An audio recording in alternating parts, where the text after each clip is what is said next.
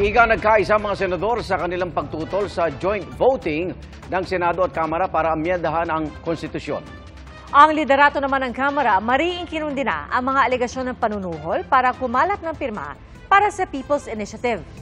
Saksi, si Mav Gonzales. Lahat ng 24 na senador nagkaisa. Tutol sila sa joint voting ng Senado at Kamara para maamyendahan ang saligang batas, ang isinusulong sa People's Initiative na isinasagawa ngayon sa iba't ibang panig ng bansa. Kung joint voting kasi, mawawala ng saysay ang boto ng 24 na senador kumpara sa mahigit 300 kongresista. To allow joint voting will destroy the delicate balance between which our hard-won democracy rests.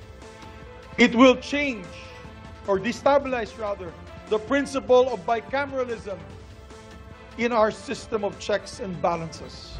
Kung matutuloy raw ang joint voting, wala nang kapangyarihan ang Senado na pigilan sakaling gamitin ang tsatsya para itulak ang foreign ownership sa lupa o di kaya tanggalin ang term limit sa mga opisyal.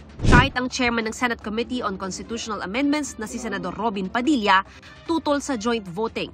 Bagamat suportado pa rin ang tsatsya sa pamamagitan ng Constituent Assembly, Constitutional Convention at People's Initiative. Some senators are bothered why parang ano pa rin, yung the People's Initiative direction or scheme is still ongoing.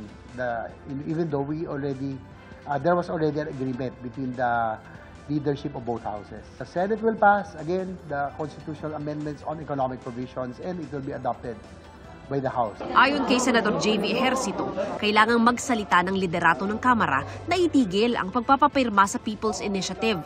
If both houses do not agree and we have a constitutional crisis, talaga magkakaroon tayo ng ano rito, ng deadlock. No?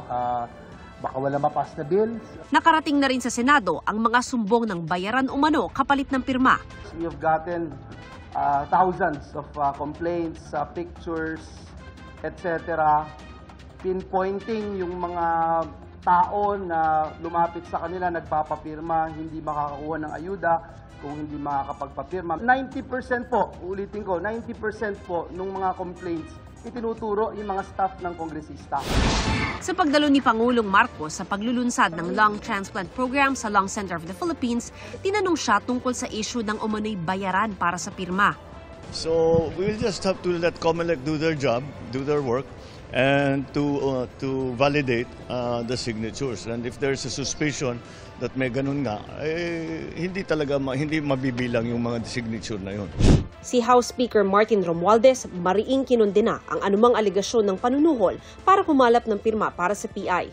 Wala rin daw ine-endorso ang Kamara na direktang partisipasyon ng mga miyembro nito sa pangangalap ng pirma. Dagdag ni Romualdez, ang resolution of both Houses 6 na inihain ni Senate President Juan Miguel Zubiri, pinakikita ang pagkakaisa para sa reforma sa konstitusyon. Pero sabi naman kanina ni Senate Majority Leader Joel Villanueva, Mapagkatiwalaan pa ba yung House kung nasa likod na parang ng PI? It's obviously the main reason why a lot of the senators are not interested anymore in pushing for the joint resolution. Si House Majority Leader Manix Dalipe, dismayado sa pahayag ni Villanueva.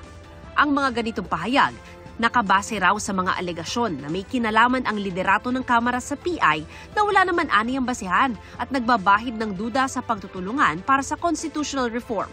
Para sa GMA Integrated News, ako si Mav Gonzales, ang inyong saksi. Mga kapuso, sama-sama tayong maging saksi. Mag-subscribe sa GMA Integrated News sa YouTube at para sa mga kapuso abroad, samahan niyo kami sa GMA Pinoy TV at sa www.gmanews.tv.